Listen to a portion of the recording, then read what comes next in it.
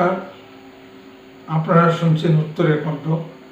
উত্তরের কণ্ঠ থেকে আমি চিত্রভাত বসাক, তুফানগঞ্জ, কোচবিহার। বিষয় ডাক্তার না ক্রিমিনাল। এই পর্বটি আমি আমাকে দিয়েই শুরু করি। আমি একটু আঘাত পেয়ে চিকিৎসার জন্য তুফানগঞ্জ মহকুমা হাসপাতালে গিয়েছিলাম। সেখানে গিয়ে দেখি সাধারণ পুরুষ মহিলার সঙ্গে আরও একজন মাস্টারমশাই তার নাতনিকে নিয়ে উপস্থিত চিকিৎসার জন্য। তা আমি কর্তব্যরত ডাক্তার মহাশয়ের নিকট থেকে যে ব্যবহার পেয়েছি তাতে রেগে ফেটে পড়ার মতো অবস্থা। কিন্তু রাগ সম্বরণ করে আইন শৃঙ্খলার কথা ভেবে সরে এসেছি। এটা শুধু তুফানগঞ্জ মহকুমা হাসপাতালের ব্যাপার নয়, সারা পশ্চিমবাংলার চিত্র একই। যেখানে মানুষ সে জীবন মরণের সমস্যা, সেখানে মানুষ চিকিৎসার জন্য যায়। সেখানে যে কী ধরনের ব্যবহার পায় সেটা যারা ভুক্তভোগী তারাই জানে।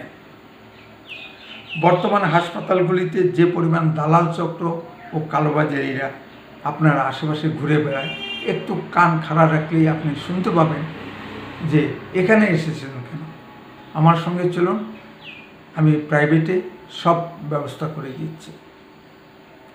আমরা সাধারণ মানুষ সরকারকে ট্যাক্স দিই, সুতরাং বিনা পয়সায় হাসপাতালে চিকিৎসা পরিষেবা আশা করতেই পারি। যদিও আমার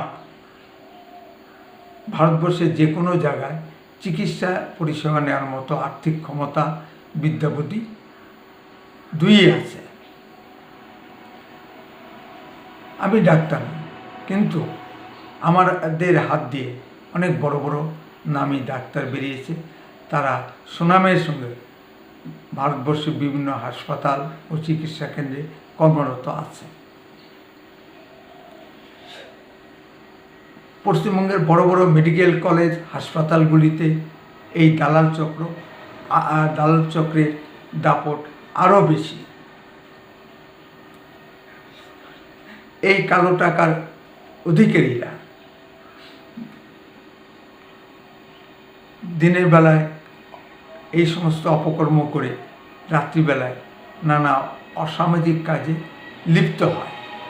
আপনি বিশ্বাস না করলে রাত্রি 11টার পর তুফানগঞ্জ মহকুমা হাসপাতাল গেলে নিজের চোখেই সব দেখতে পাবেন।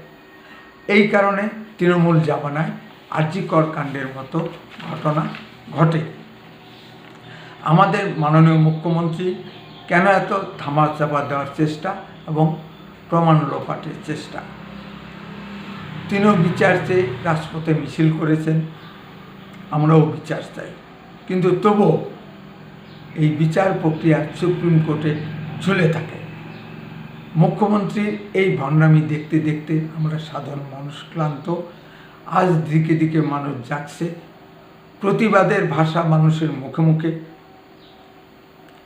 পশ্চিমবঙ্গের সাধারণ মানুষ আজ স্বৈরাচারী অপদার্থ মুখ্যমন্ত্রীর পদত্যাগ দাবি করছে।